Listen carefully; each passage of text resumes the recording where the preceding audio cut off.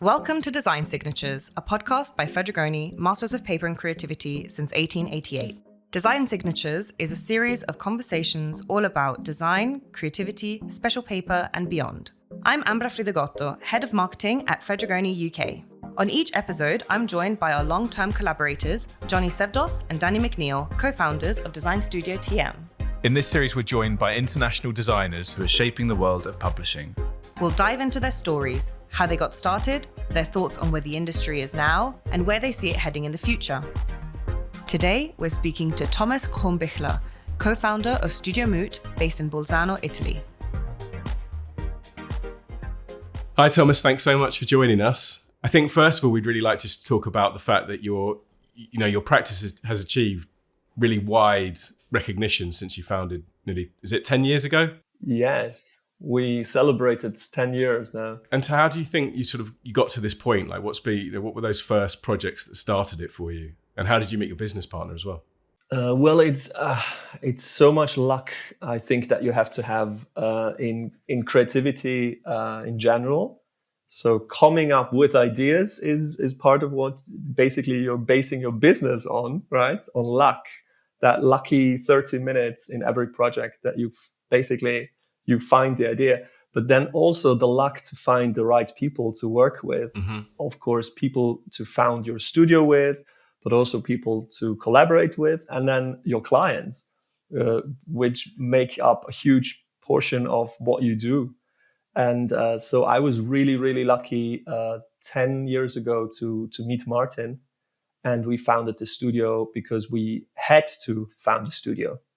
Martin and I, we met and we right away designed a book together at university.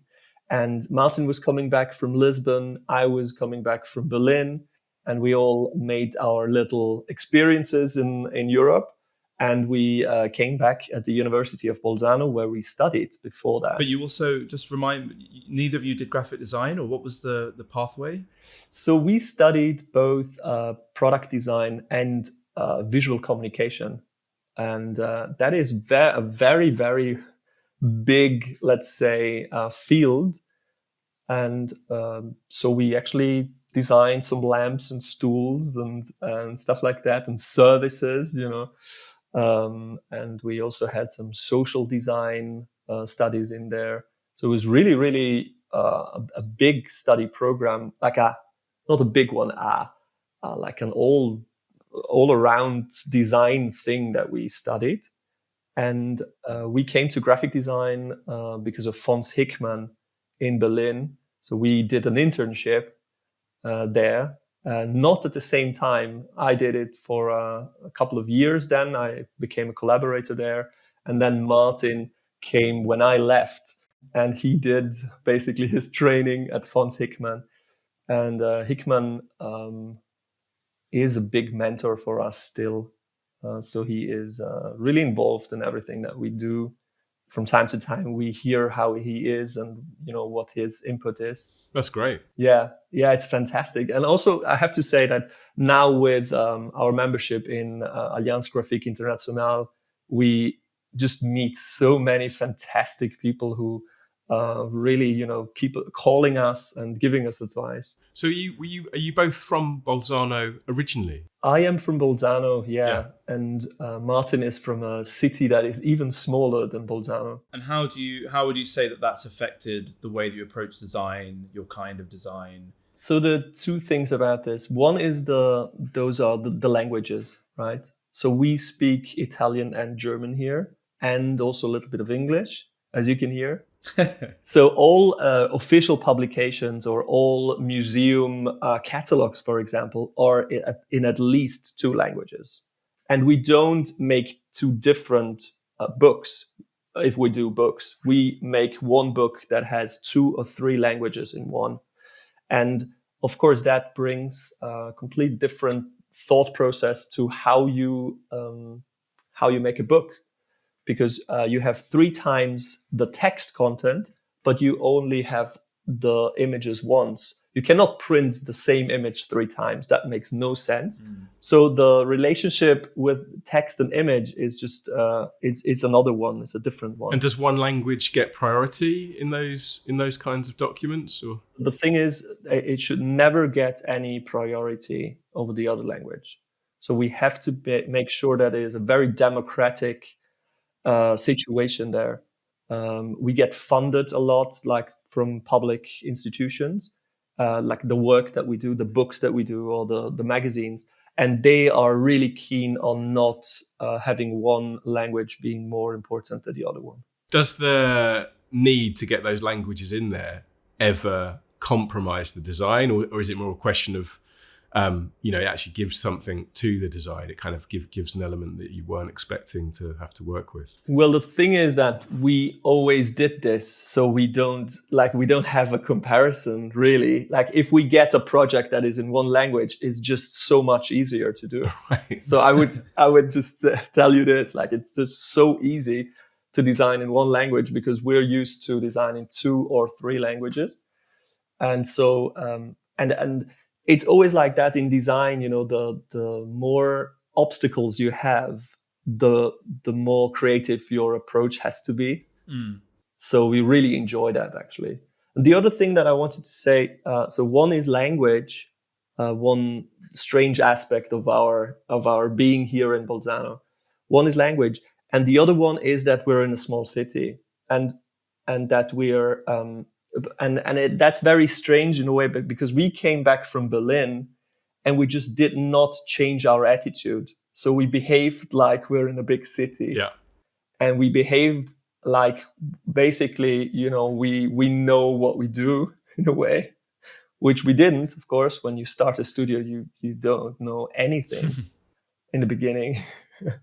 How to run the business, how to do all of the things that you have to do besides the designing. And also, how to deal with people, how to deal with clients. But we actually just, came in and we didn't know otherwise. So we came in with the swagger of the big city.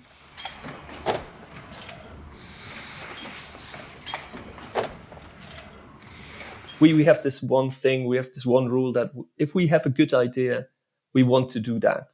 Yeah. We for example, when we present our work, we present one option most of the times. I would say 80% of the times we present one thing, and we don't do options, or we do not pitch at all, almost at all, but we don't pitch for free.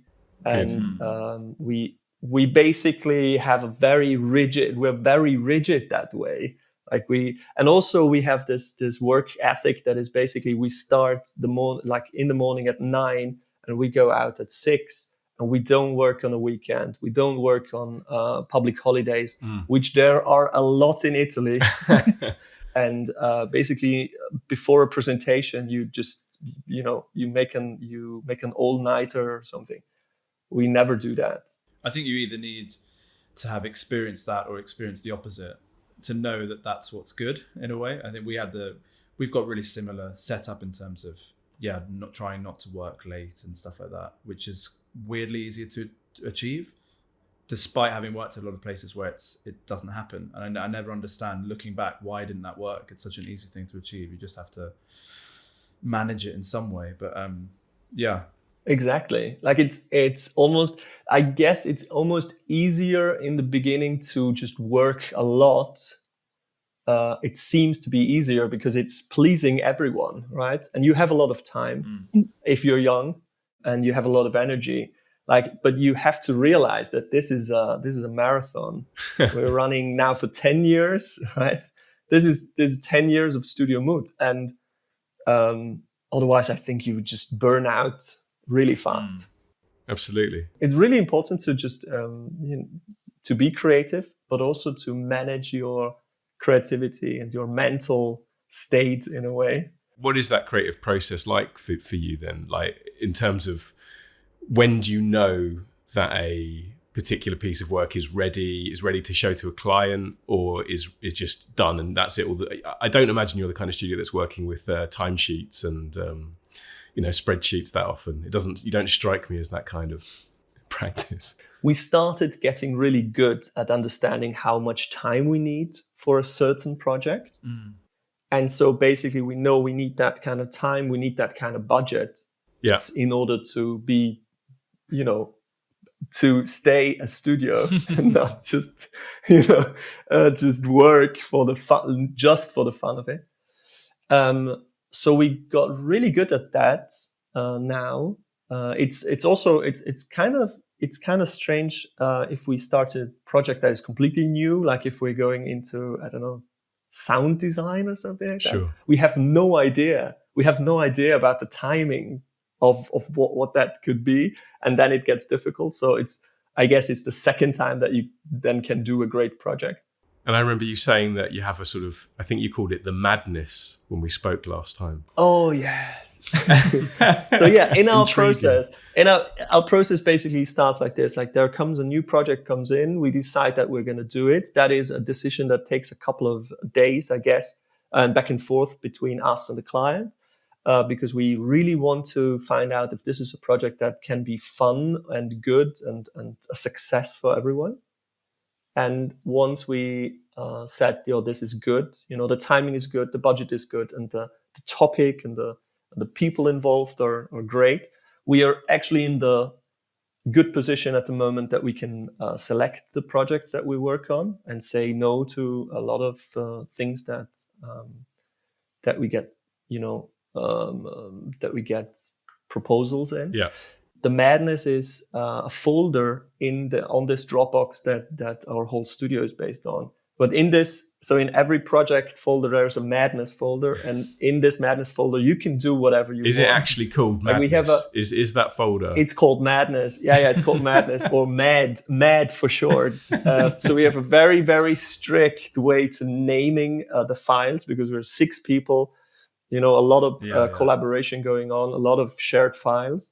And we're really, really strict on the naming of the files. So there's MAD, Lay for layout, and RZ for Reinzeichnung, which is German and says it's the perfect file, like the final version, right? And so then, at what point do you start grappling with that and start, as the sort of creative director, founder, are you then kind of looking through everyone's files? Are you printing stuff out? Are you having pin-ups? Like, how do you get from that kind of complete pool of creativity down to something that you're happy to put, that one thing actually, right? So you go from all of these ideas from 6 members of a team down to only one idea that gets in front of a client.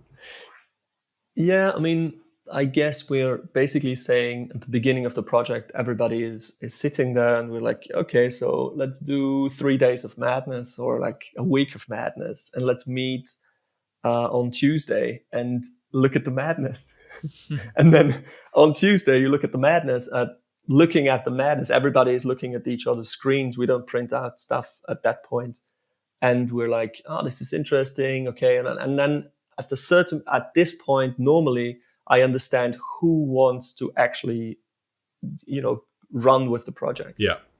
So there is somebody spent a lot of energy, or has just a really good, has a really good handle at what we're doing. And then at that point, I'm like, okay, so the madness is over. I think you can take over. Like one person can take over, or if there's 2 people who want to work on this, it's 2. So you've got to the stage as Studio Moots where I guess people come to you, like you're in this kind of privileged position now where I guess people know the work you do. You've got enough clients out there that kind of come back to you for this kind of work. But in the early days, where I guess, there's some interesting, sort of challenging stuff that you're doing that sort of defies convention often within the sort of publication world. How is it that you manage to sort of convince clients that your ideas are the ones to go with? Was it you just got the right clients? Was it right place, right time? I mean, do you have any kind of idea about how that worked for you in the earlier days? I have to admit that I just don't know, because it's different for everyone. What I know is that we were much more pushy with our ideas. Right. Like generally going into presentation, we just we wanted to push this thing through. Yeah. And sometimes that was not so nice then, right? Because if you want to push something through and maybe it's not, it's not met with the feedback that you want, but basically you're saying, this is the thing, this is good. Yeah. And we gradually, I guess, didn't have to do that so much. And so we toned that down a lot. And now I have to say, I never believed my professors when they told me, the most important thing is the feedback from the client. In the beginning, it was just, for us, it was just, we're going to design this. Yeah. Let's just do it the way that we want. And we were like young and stupid, I guess. But now I just really believe that the feedback from the client is it's some of the best thing that you can get most of the times. Yeah.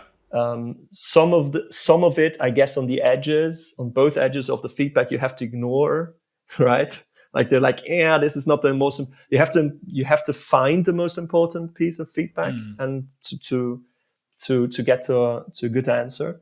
But now we have the clients that when a client tells me that this is not right, it probably is not right. I get it now. Yeah. But also I have to tell you that like we learned that from an architect who came around the studio from time to time.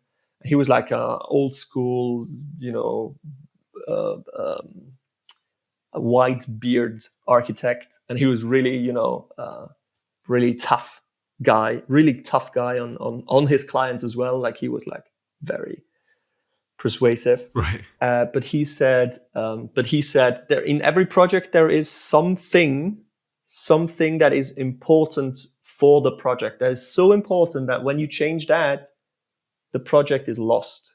Yeah, I really agree with that. I love that. Yeah, but he said there is not a lot of stuff that is actually that important in a project when you build a house. And he's talking about building a house. We're just talking about building making a book. Even right? more important. Some of the times, and they're more important. There are a lot of important decisions in a house, also in a book, but not so many. To be completely frank, like it's different. It's different. Yeah, but equally in a book design, there might be a core idea that makes it what the whole design hangs off. And if the client wants, and there's been times where we've looked at each other and say, if we change that, what's the point? And exactly. If you get to the point where you're saying, what's the point? Then it's just, we need to either persuade them or come up with something different, because that's not going to work. It just won't be designed in a way. Sometimes the feedback is just about where we position the light, the switches of the light, in a room, basically talking about architecture again. And I just stopped caring where the switches are. Like I'm okay with having them on another side of the wall. Like I'm okay now. Yeah. And that was completely different when I was younger and like a little bit more aggressive, I guess, protective also with my ideas. And now I'm much more generous in a way with my ideas as well. I think we can really relate to that. It probably ties into the confidence you were talking about before, that Berlin swagger. But now, as you've grown more confident as a designer, you know that even if you get certain feedback to change, then your mark will still be there, even if you do get feedback and have to change certain elements that your client wants. Yes. And also, it's very strange. Like I get asked about style a lot, and it's really hard for me to tackle that question about if we have a style as a studio or if I have a style, because I always think that I just do what is necessary in the project. Yeah. And then when a client comes and wants something completely different, it is cool because it actually makes my style or my field that I have wider. Yeah. So it's great. I try to embrace that. So my vocabulary just gets a little bit bigger every time that a client comes in with something that I didn't think about. Just speaking about your design style, a lot of the time when you look at graphic design, you get an idea of where it's coming from.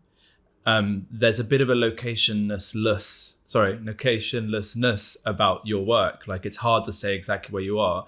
Do you think that's because you are in the center of a lot of different kinds of design? Do you think it's also maybe your Berlin background as well? There is the Berlin background that you can see if you are really immersed in the Berlin scene. I think of the last 15 years, you see that there are some things that we do that are just located there. I think there is the Swiss school as well that we are just basically almost born into. And then, but I think what we try to do is we learned at a school that is very much based on the Bauhaus, and there is this idea that there is no style actually. So there is what there is solutions to problems. On the other side, I also studied in Britain, and it was completely different there. And so I think I have those two extremes actually, the modernist solution thing, and also in a way there's artistic element that we have, if we like it or not. The thing that motivates us in the studio is having fun. I know it's a very platitude in a way, but I think like if we have fun while doing the things, you will see that in the work. And actually, a lot of people say that our work is, colorful and in a way fun, but it is not colorful because we want to have a lot of colors. It is colorful because we're having a lot of fun. And at a certain point, we're like, let's just turn that knob up to 11 and just be loud and fun and outgoing. And so we just really love that. So it's not so much about a certain style. It's just about an attitude. So I guess when you're working on, these sort of regular publications like Tourist Babble, is it your motivation as a design studio to kind of completely reinvent that every time? Or is that more of, something the client wants you to do? How did that come about? Because it is quite a unique standpoint that, every issue almost feels like a totally different publication, with maybe just the masthead is the same thing, but everything else has changed. Yeah, it's so stupid, isn't it? It's completely mad. So it actually started with this magazine. It started like I actually wanted to win the this competition to get to design this, right? And so I wrote this in without thinking about it. I was like, we are going to adapt the layout to the main topic of each issue, because we want to reflect, like almost like a design, as an architectural project, we want to reflect what's happening on the inside with the design. It was completely stupid. I have to tell you. But that was your proposal. That was your solution. That was my proposal. Well, it was one thing. It was and also in the presentation, it looked great in the presentation because I could, show a lot of different things without having to do a whole magazine. Yeah, different option. No, but it was different. They gave us a couple of articles, and we basically said this is about fire stations, so we make it red. Right. And this is about, I don't know, like this. And we're like, yeah, we're going to make the whole issue red and, screaming fire, fire. And we actually did. So there is a Tourist Babble that is about fire stations, and it's very red indeed. So is there one theme per issue? Is that how it tends to work? Yes, there is one topic per issue. But it's very different topics. Some are, for example, about statistics, which is a tough cookie to solve. And some are about things that are far more visual, like bunkers, for example. We did a black cover with a varnish on top that said bunker. So, that's the easy one, right? Where there's a visual connection right away. Mm-hmm. But yes, we change, I think we don't change the body type. Okay. I was just about to ask, is that the only thing that stays the same, the masthead and the body copy? Well, yes, but then sometimes we also change the body type. Okay. The grid, is it a 12-column grid that you have? Is there some underlying structure that you at least know that is the Tourist Babel framework? There was.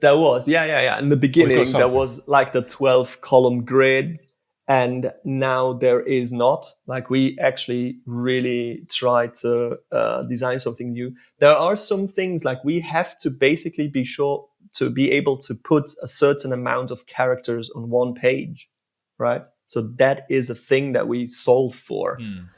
So when we redesign the thing, we basically redesign some spreads, and we're like, is there like 10,000 characters on this page? Can we fit them? Like, if it's half the page is 5,000. So, and if it's more or less in that range, we will that is a design that we can keep. Yeah, exactly. And how are you closely working with an editor, or is it the writers specifically? What's the actual structure of this team behind it? Yeah, they're all architects. Like, the editor is an architect, and also all of the people who write for the magazine are architects. So it's kind of, in a way, it's kind of easy to explain these also sometimes very cloudy ideas that we have in the beginning. Yeah. But then on the other side, it's very hard to please the architects, because they are in their infinite wisdom as architects. They're very strongly visual. Yeah. So we're working with somebody who is really, really thinking visually, and then that can lead to all sorts of problems. But now they're really they trust us. How long have you been working with them? We're working with them now for 8 years. You'd hope by now they trust you. Yeah. We push every issue that we make. We push it a little bit to the edge to what we can do. Sometimes it's gotten sometimes a little less legible, and then sometimes we can afford to do something crazy on the cover. We can do some laser cutting. We can do some varnishing. We can do some special colors, neon colors. We did all of that now. Do you still only offer them one option, even if you've been working together for 8 years, or has it become a lot more collaborative at this point?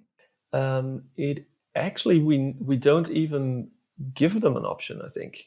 We just design it. I think that kind of makes more sense after working together for so long. We care about the content. Like, we care about the content. We care about the text. We care about the images. So we're not stupid, with what we get from them.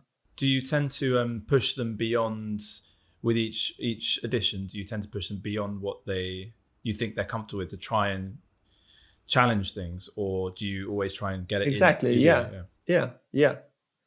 I think also aesthetically you can do a lot of things that are on that balance between challenging the reader and also the architects who are writing for it, but also being good in a way, like being there, being interesting, or more. There are just more synapses firing off in your head if you see something that challenges you a little bit in the beginning. Does that link also to the materials you choose to use? So, coated paper versus uncoated, or something maybe textured? Yeah, I mean, I guess we don't shy back from using uncoated paper. I guess that's a thing. Italy is not very keen, actually, on using a lot of uncoated paper, because they say it's harder to print. The colors are not that nice sometimes. But we now have like really, really fantastic printers and also lithographers who are just really, really great on processing of the images. And so we have, like, it is a little bit harder, I think, to get to that level that we want it to be. Tourist Babel, we don't change paper as much as in other publications that we we designed for. We tried to just, try out some new stuff. We're like, yes, let's do it. And that's part of the fun part of, keeping the fun going. One of the issues seems to have like a kind of 4-hole punch on it. What was the thinking behind that? How did that sort of format consideration come around? Well, in that issue, it is an issue about projects that were made in research. So very research-based architectural projects. And so we were basically thinking about how can you visualize that? And one way to visualize that is basically going back to the form of, the folder that you put your research in, right? Nice. And we're like, oh wow, these are just hole, they have 4 hole punches, and we're like, can we do that? And the printer was like, yeah, like, why would you do that? Yeah. Why would you? You've already bound it. Why? And we're like, the question was not why. The question was, can we do it? And they were like, yeah, we can do that. Like we produce a lot of notepads and stuff like that. And we're like, yeah, get the machine for the notepads and just do the holes in the magazine. And I think that's a really interesting topic as well in terms of your relationship with printers. Are there certain ones that you just rely on, or you just take your ideas and your concepts to them and they just kind of go and work it out? Or have you've seen enough of what's out there to kind of know what you can and can't do within the print production world? Where are you with that? Well, we actually, in the region, we have 2 printers that we work with very regularly. One is a big printing house and one is a very small one. Right. And they have basically the perfect for both projects that we have in that range, right? Mm-hmm. Small projects, better with a small printer. Yeah. They are more flexible with small additions. They sometimes just, make the 50 business cards and they make it really, really fantastic. And then the big printing house for things that you just have to have a certain, turnaround. It has to be fast, but they're also really, really great. And then with books, we do a lot of printing in Germany where they're really, really fantastic. Okay. But also Northern Italy has a great tradition in printing, and they're really, really big and great houses that are doing everything. Do you try to go and press as much as you can? Like to be present when they're printing it? No, we actually don't. Not so much actually. Like we just have we're just really good. Actually, technically, we're just really good with how we prepare files, and we're really good with a trustworthy lithographer. So we actually know that these things are working. And then I think if you have really, really good print files, you cannot do so much in on premise. But I have the feeling that with the machines and the technology, it's not that much of a change anymore. What changes is how on point the people are there, but we know that they're not sleeping on a job. I think that's the big thing. If you're using printers, we always find that we end up using the same printers, and then we use a new printer. We realize that the process is somehow totally different. The way they want files is different to how we normally do it. So I think if you are using the same printer, there's probably less of a need because there's that trust and that process is already sort of hardwired into. But whenever we do visit and we do go on press, we do tend to find there's a huge error with the print somehow. The rare time we go, we always discover something. We're so glad we came because there's a huge error and we've just discovered it and now we're going to be able to change that. No, that happens. That happens not very often, to be honest. Like they're just really, really good, really, really good people and really, really advanced technology. Yeah. I know a lot of British printers who are printing in our area. They sometimes they fly in and then they are on press, but I don't know why. I think they just like the food. I think Yeah, that's what I'm sure that's any excuse to travel. It's a good excuse for a holiday. Any excuse to go to Italy, right? Yeah. Yeah. No. So we're not doing that a lot, but we try to have samples made for the special things that we do, and we prove every cover, professional proving inkjets on the original paper if possible. Sure. So we really care about these things. So how do you find that materials actually influence your design? Can it be the starting point, or at least a key component to the design? I think a good example is our project of Agostino Iacurci, the book that has It's like arched. the cat out Yeah. on the bottom, the arch book. There actually the artist came to us and said, "Can you do a catalog? I have 3 weeks time in order to basically get everything done." Wow. And we were like, no chance. There is no chance in hell we can do that. But he was very persuasive and really nice and fun. And so like, yeah, well. And then so the first call was to the printer that we work with a lot. And we were like, what can we do? We have this budget.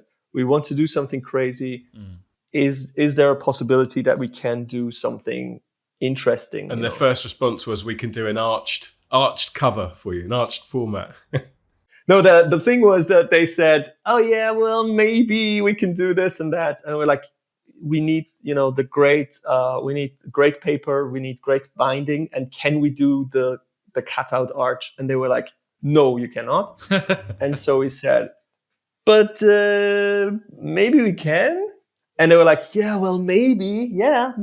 I mean, and so no, we really we made the design, the layout, print files, and production in about 3 weeks. Wow. So I think that is a project that is quite crazy. Everything has to work out basically. And then it came back from the printer. It was perfect. It was just magnificent. So they actually managed to do that. They just found the time to do that with a special machine. And And what kind of material was that on? It was on Fedrigoni Arena white Smooth. rough. Well, Yeah. And the whole book is one material. So there is no cover material. It's just one material. Nice. Because it was harder to do with the cover material. And so we said, let's not do the cover material. Let's get the arch right. And the only problem that we have with this project is that it's sold out immediately. And I think we have to reprint it. I had a question that was related more to your approach to design when you're coming to any publication. So in terms of cover versus the inside, what's the kind of interaction and the way that you approach it? Does one always come first? Does it depend on what the brief is? Yeah, I think it's kind of strange well, now that you're asking me, I have to think about it. Because, but we never thought about the two things being different. Like we always design the whole thing. And we always think about the whole object as one thing. It has to be a closed object, basically. The book is it has to stand on its own and be able to communicate everything that's inside, also outside. So we would never just design the outside of a book or just the inside. We would always try to connect the two things. Of course, but I think there's things like the Tourist Bible one where there's certain assets on the cover, like the masthead, that are constant, but your insides are changing dramatically. But maybe there is always some inspiration from that cover image almost that runs through the text. It's different there because we design the inside and then we bring out the typography that we're using that is different in each issue. We bring on the cover. So yes, the masthead stays the same, but the typography comes basically from the inside out on the cover. That's cool. And at what point do you consider the actual format of a new project? I know we just spoke about this arched one that was kind of by restraint almost, or what was possible. Can we do this sort of die cut shape? But are you one of these design agencies that, you're kind of, you're doing your madness phase, but at the same time you're thinking about this, there's this book I love, this format is great, I want this kind of binding. Like where does all that kind of process start?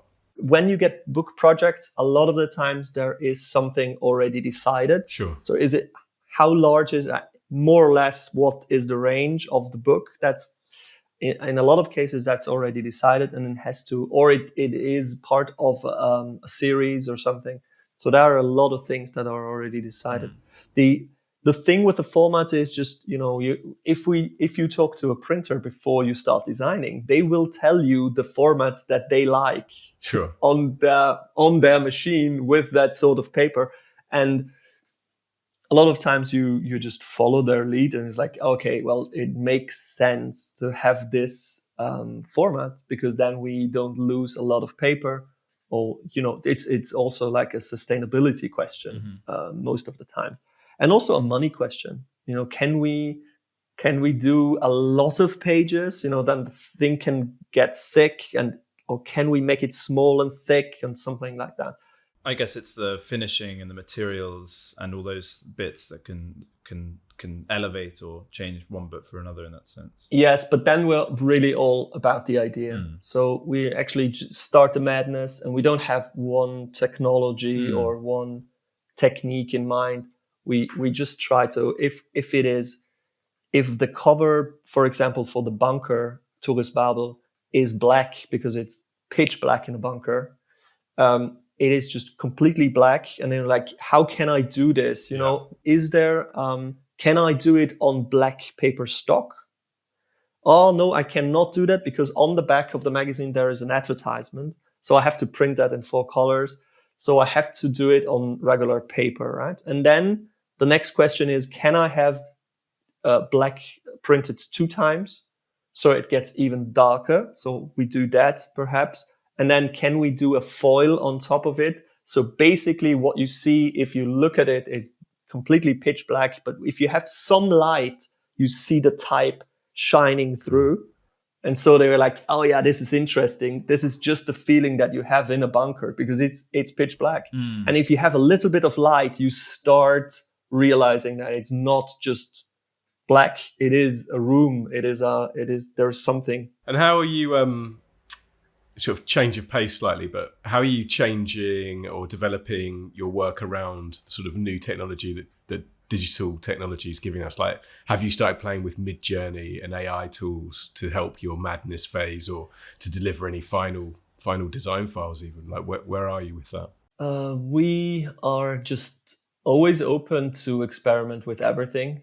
What we realize is that you can get to like 30 or 40% of what you really need really quick with AI. Yeah. But you never get over the 50% hump. Like you're just, there's no control. Like there's just something strange happens and it's interesting for the first like 5 seconds. And then when you look at it for 20 seconds, you realize that everything is a little off. Yeah. But the craziness has to have a lot of control. So what we're missing at the moment with the AI is just the control. Like it's like a mad animal running around. And yes, there's just, a lot of jumping and it looks interesting. But at a certain point, you're like, why is this bull jumping around so much? We actually designed a poster for AGI for an exhibition in Basel with... there was a Mid-Journey trained model with all of the posters of the Basel poster collection. Or, if I'm not mistaken, like about 100,000, I think, posters. And they were all training material for this AI. And it was just hilarious. What did it give you? Well, it gave us like when you said, just make me a poster, silk screen poster from the 1950s, Swiss style, architectural poster in New York or something like that. And it would give you a beautiful poster. Like it looked like fantastic, retro, fabulous. And then you looked at it for more than 3 seconds and like, something is strange here. All the type is complete garbage. Yeah. All the composition, like the composition looks great for 3 seconds. And then you're like, well, but why is there like this thing happening there? And why is there this color over there? Sure. We've had that experience where we used it to help define a kind of concept for a route.